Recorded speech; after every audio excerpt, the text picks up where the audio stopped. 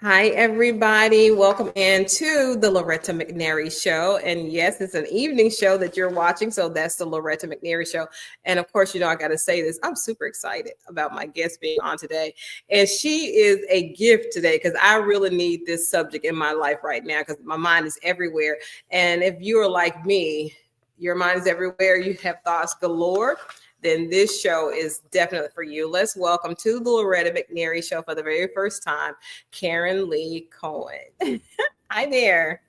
Hi, Loretta. Delighted to be here.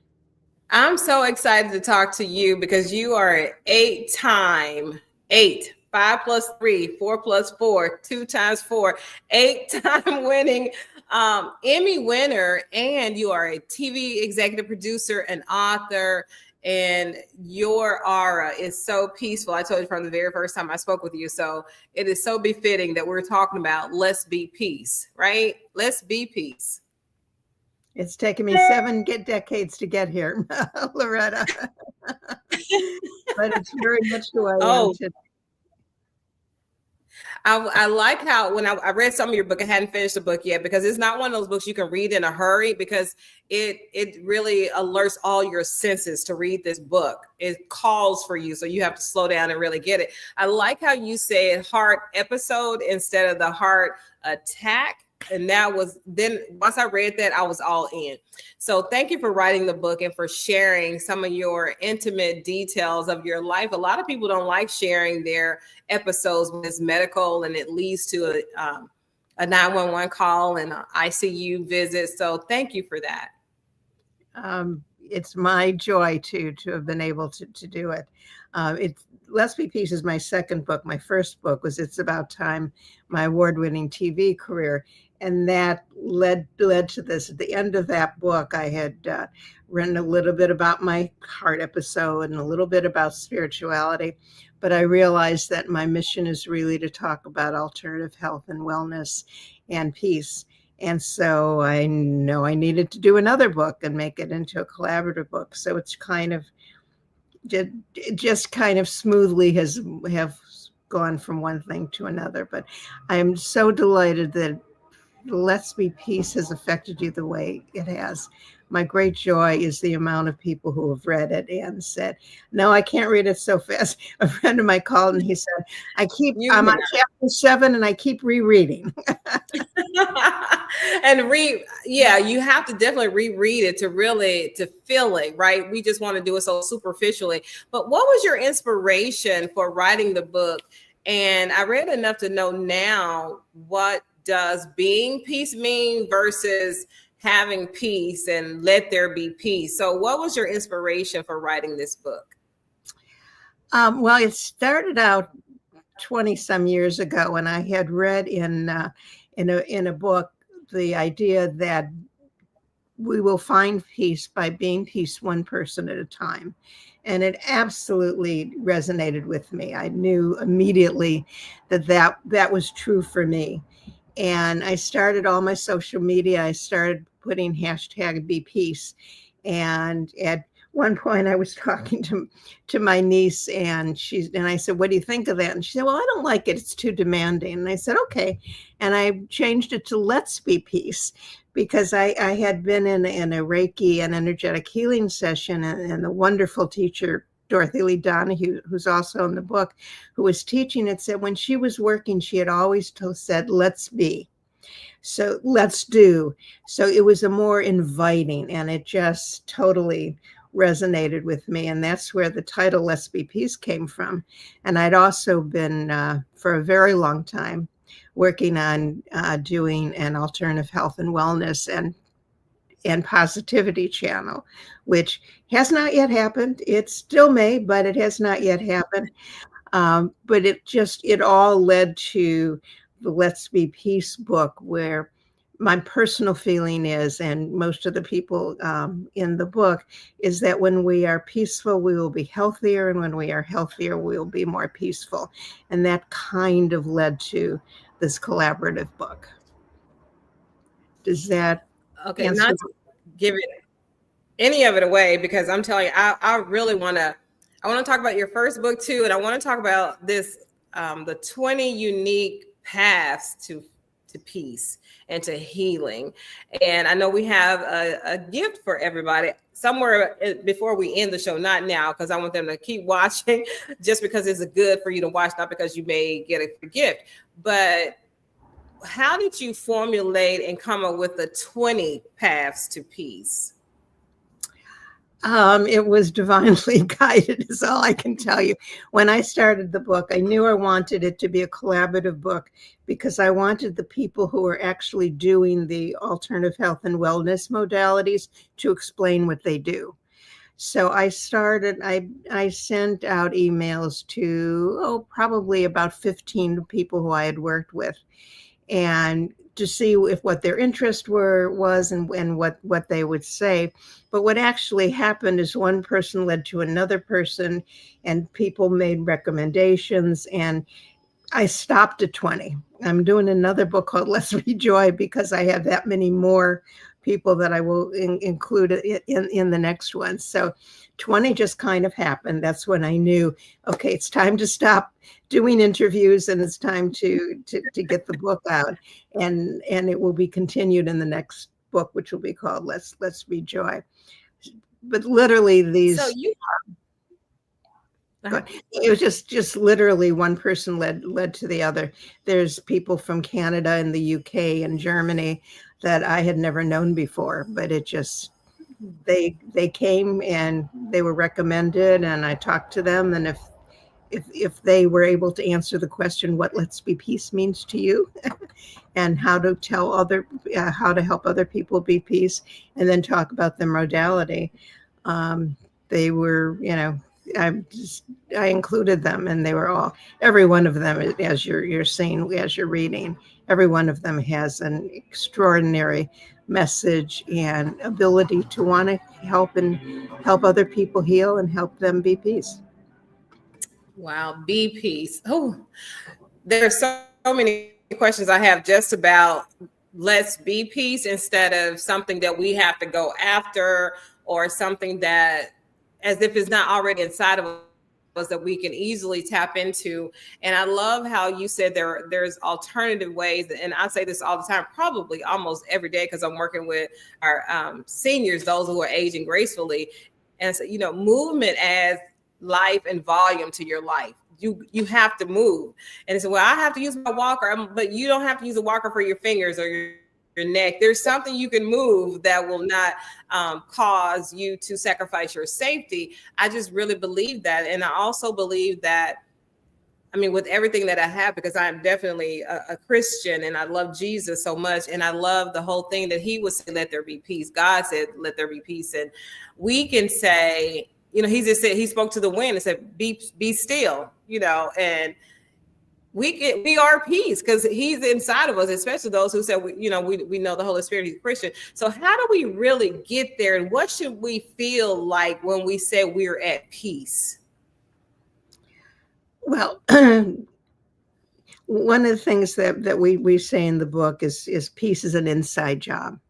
And I so sincerely believe that it's really has to come from ourselves, and we have it. It's just we aren't always in tune enough to be able to bring it forward, which is why the gift that you're talking about, we have a series of being how to be peace tips, and they're simple things that you probably know, but a lot of people just have disregarded. And what I love about the gift that we give out is that by reading it, most people go, oh yeah, I knew how to do that, but they had forgotten. And one of the things I did with an audience recently is that there's a very simple breathing exercise where you breathe in to the count of 4, you hold to the count of 4, you breathe out to the count of 4, and you hold in for the count of 4.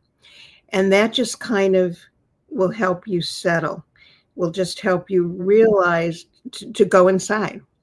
And to me, being peace is going inside. It's truly, I almost called the book, it was an inside job, but somebody already did a book called Peace is an Inside Job. That was the subtitle.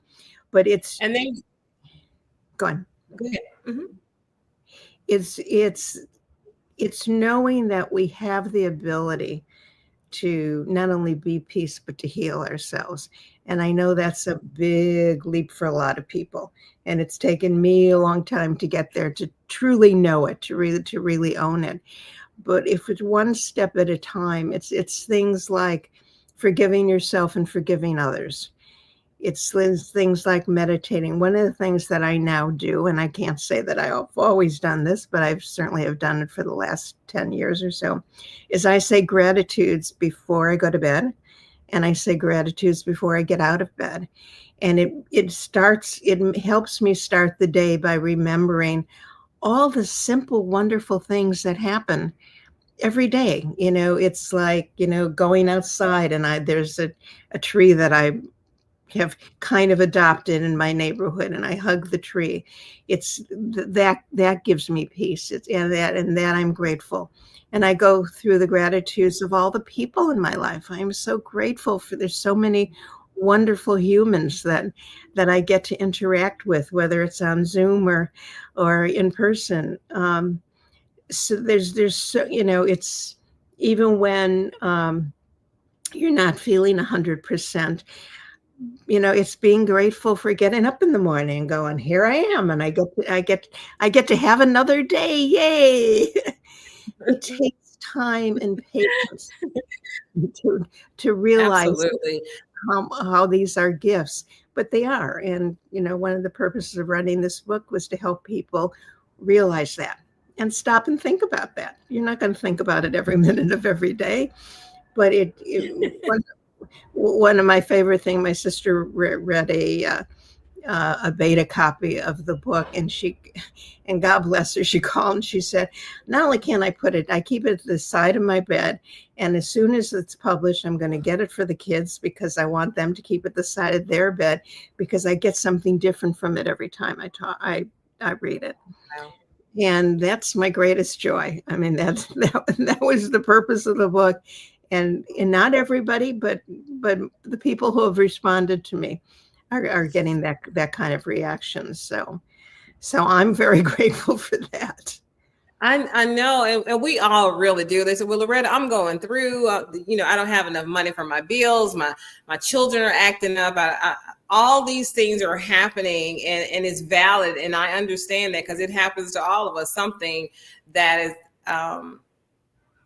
that's happening that causes us, to lose some of our peace. But when you start saying, I'm grateful for, and to know that that is a part of your 100% of your life, if you do the math, those things are, even in their totality of all those things that are causing stress in your life, it's not 100% of your life. There's a lot that's really going good, right?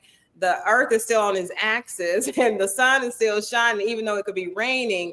So I want people to start, but how does it go? Whatever you concentrate on grows, or whatever you focus on expands. And that's true.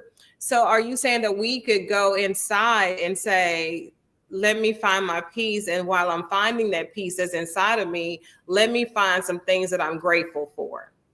Because that does shift your attention. And I guess for me, it does give me peace, just shifting my attention from those things that cause me stress. Absolutely. And it's not an outside job, it's an inside job.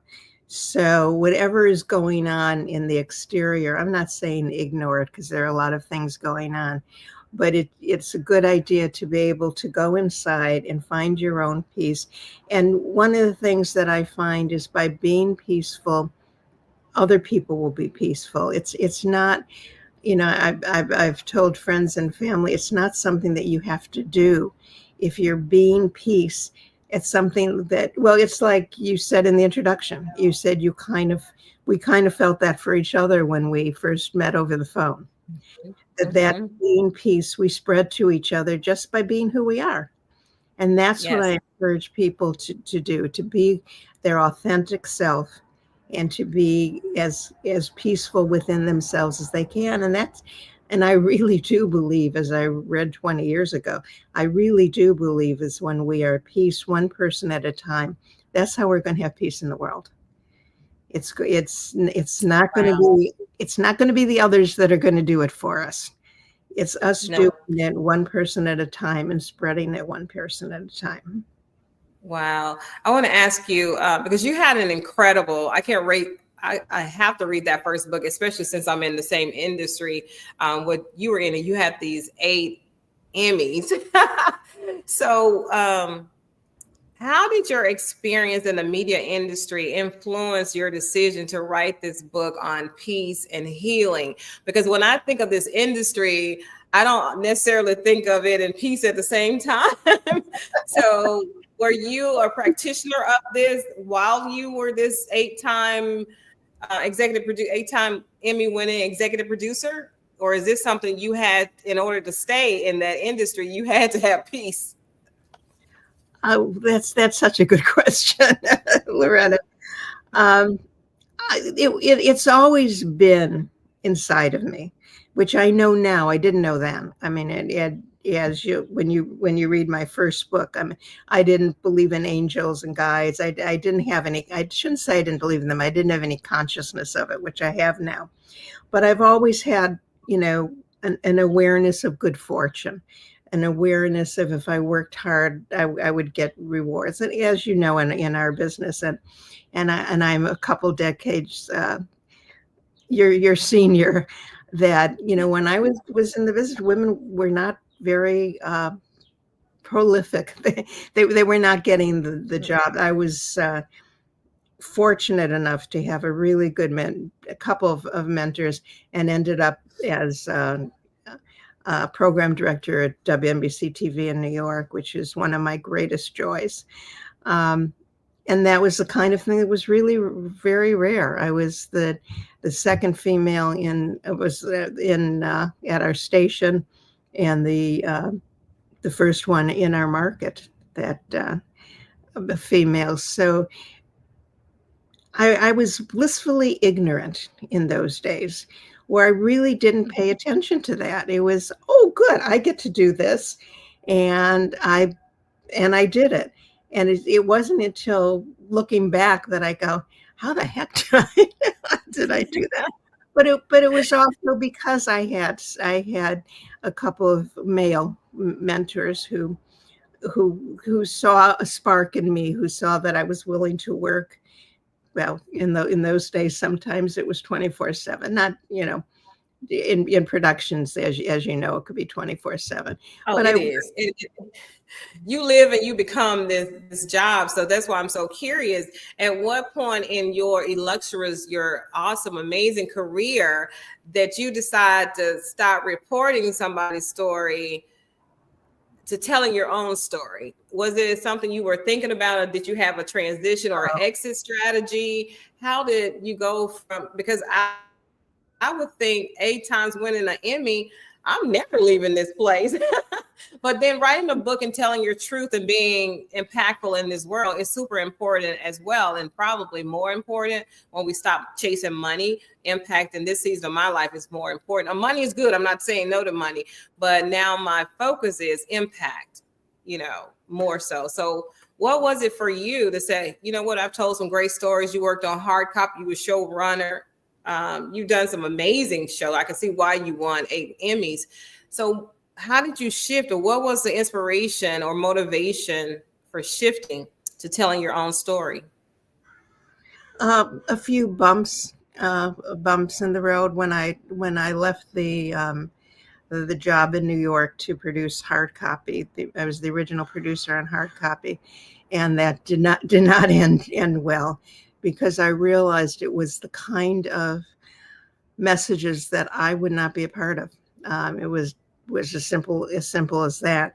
And so I left that, and I already had formed my own company and was out there selling different ideas, and a lot of bumps in the road.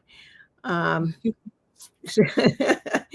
understand. I'm telling you. So, but today, like I started with there's so many messages. There's so many decisions we have to make. I was talking to my youngest son around 5 o'clock when he was off work, and I was telling him, what I was feeling, what I was going through. He says, "Mom, do you know what disassociation means?" I'm like, "Yeah, stop associating." And he's like 20 something. He's asking me, do I know what disassociation is? And he Awesome. suggested that I've learned how to disassociate because I'm always taking care of people. I'm always working. And that's why I'm feeling the carbine thing has stressed me. I said, Mama, that shouldn't stress you out. It's because you have so much else going on. You don't know how to pick one up and put one down. So you need to learn how to disassociate. So what do you feel? What are your thoughts on that for people that are just... One of the things that I've told to people for many years, and I have bonus children. I've never birthed children. I've never raised children. So it may be different, but I've always said to people, you have to put yourself first. Because if you don't put yourself first, you can't be good for anyone. And that's been part of my holistic health journey. I really walk my talk. I put myself first. I take what funds I can to take care of myself because, in alternative health and wellness, none of that's covered by health care. And it's really, and this has been true for me. I really believe in putting yourself first so that you can be strong for anything else that you want to do, anyone else you want to take care of. Again, I put the caveat in that when you're raising a child, it's a little bit different, and I'm acknowledging that. Yeah. And the fact that now he is now the teacher, right? He's not there. They've done this as they were little boys. They've been my teacher, and I'm thinking I become the student, and they were little, and they still continue to do this. I love it. I do. That is I love it. Let me go back and finish. Go on. Mm-hmm. I just wanted to answer your question about how I came to write the book, because it was, I mean, there was a long gap period. But people for many years had said, because I traveled with Bob Hope, and I've been in LA twice, and the first time I was in LA, I worked with Della Reese and some extraordinary people, and people had said to me for a long time that I should write a book, and I kind of let it go. And during the pandemic, I'm very active I went to Columbia College in Chicago for 3 of my 4 years, and I'm on the alumni board. And we were having a Zoom get together with some of the students that were graduating students. And for whatever reason, in the Zoom room, I put one of my Emmys. And so that obviously got people talking, and several of the graduating students said, "Oh, you got to write a book about how to win an Emmy." And I said, "Well, you can't write a book. You can't quantify it, nor would the Television Academy allow me to use Emmy in the title." But it was kind of the last push I needed. And it was during the pandemic. And although I was working during media relations, I had more time. And I just started writing, and something, and I give my angels credit, but you can just give something inside of me said, before I started writing, I wrote to, probably about 45 or 50 family and colleagues. And I said, give me, send me, if you feel like it, send me some memories. And quite a few did. And when you see the book, and that was before I had written anything. And what I ended up doing is I wrote my chapters, and then if there was a memory that kind of fit that period, I would put it in at the end of the chapter. So that's, I mean, at the end of that book, I talked about my health challenges and my spirituality, and that's what led me to the Let's Be Peace book. So I think I've now answered your question. And I love how you said you added it's not a superficial read. You do add your story into the book, and those of the practicing practitioners who are in the book, you make so it resonates with us, because this is a real person saying this is what they went through, and they understand what I'm saying. They're not just writing a prescription and they never experienced what I've experienced, right? I think that adds so much value. So what has surprised you the most about the readers' responses to Let's Be Peace? I know what your niece said. So what are your readers saying? Um, Basically, they're getting a lot of memories. There's things that they knew, but they're remembering it. Some just are having aha moments where they go, "Oh my gosh, I didn't know that," but this person went through this, and they went through a similar thing to what I'm going through.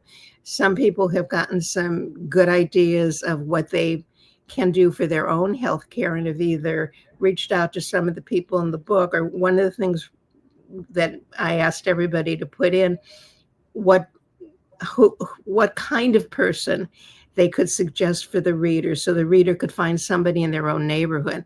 So they are there's really help self-help suggestions in all of the chapters, so that the readers know that there's something that they can do, that is not, it's not just something woo-woo that somebody else is doing.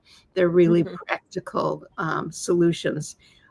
Solutions is strong. They're really practical tips of what you can do to help in your wellness journey.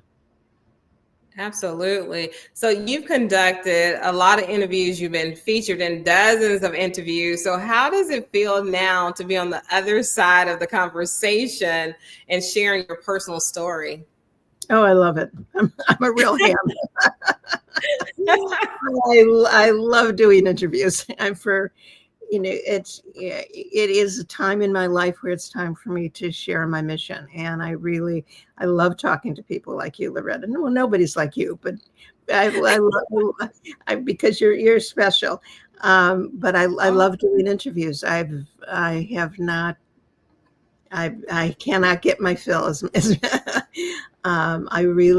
is my time and my purpose to spread what I have learned and to infect as many people as I can with the concept that they can be peace. And I think now more than ever, we all need that. I had a day a couple of days ago, and I had to remind myself of my peace.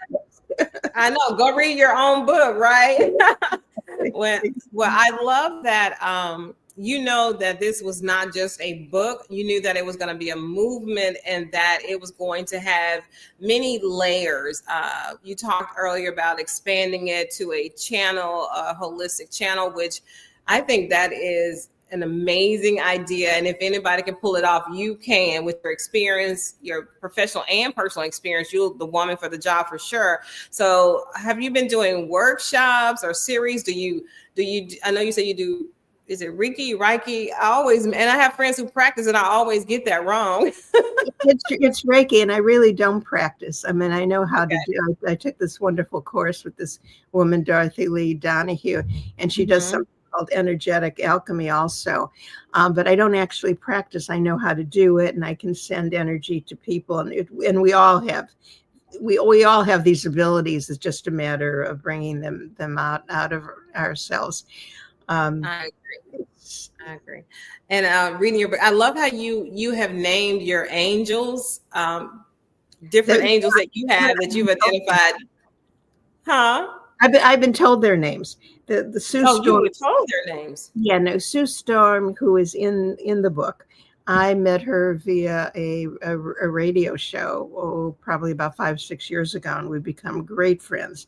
But one of the things that she offers is when you book a session with her, she will tell you who your guardian angels were that you came in with. So, and I speak to Sue very often, and Sue recommended several of the people in the book. And so, she has what she says are their names. And like, I'm sure you're thinking, if I call on Bernard and I call Bernard, your technology angels. Yeah. I love that part. Oh my goodness, this time has gone so fast. Oh my. So I have to let you go. I know that, right? So we were talking about a gift for the audience. If they email you, you were going to send them an email of a PDF to help them get started, and as a gift from you to them. Yeah, it's not email. It's going to my website. It's letsbepeace.com. And if you sign up, and you can download a PDF, and it's complimentary, and it's the tips for being peace. So all you have to do is give us your name and email, and you can download it right away and have it forever. So it's letsbepeace.com. Let's be peace. And I like how you shared that you had started doing it as a hashtag way before you even had the idea, or it was revealed to you that it would be in book form at some point. So the work, nothing is wasted. It's so strategic. Our lives are so strategic. If we would just slow down enough to be grateful for it, so more can be revealed. So Karen, obviously you have done that, and you have given us a guide to help us to do the work ourselves, a shortcut almost, because you did the hard part the hard way. But thank you so much for being our guest, and thank you so much for the books that you've written that will impact the world for years and decades to come. I appreciate you, Loretta. Thank you so much. All right. So y'all know what I say when in closing. I'm gonna say it now because I really do have to close. I'm gonna leave Karen on here with me. I always say, and I've been saying this for 18 years, think positive, dream big dreams, help someone do the same. And guess what? I'll see you soon, everybody. Bye-bye.